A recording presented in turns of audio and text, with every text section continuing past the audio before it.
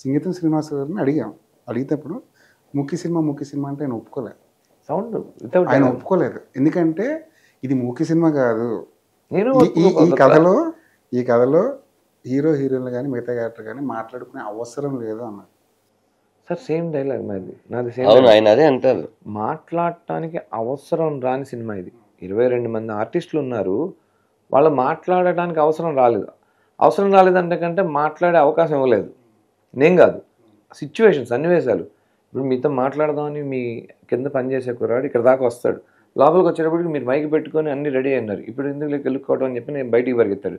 కానీ టెన్షన్ ఏంటంటే అక్కడి నుంచి ఫోన్ వస్తుంది, అవుట్పుట్ అక్కడికి వెళ్ళాలి, ఇప్పుడు చెప్పాలా వద్దా, గెస్ట్ ముందు ఆయన కూర్చొని ఉన్నాడు, ఏం మాట్లాడతామని మదన పడుతున్న ఆ సిచ్యువేషను ఆరాంగా కూర్చొని అవతల పక్క టీవీ చూస్తుంటాడు వాడికి ఏం పని లేదు, వీడేంద్ర ఇంత సిగ్గుపడుతున్నాడు, వీడి ఇట్లా కంగారు పడుతున్నాడు, లోపల చెప్పుకోలేడు పోలేడని వీడు చాలా నిర్లక్ష్యం కూర్చొని నవ్వుకుంటుంటాడు. సో అవతలాడి ఫ్రస్ట్రేషను మనకు ఆనందం ఇస్తుంది.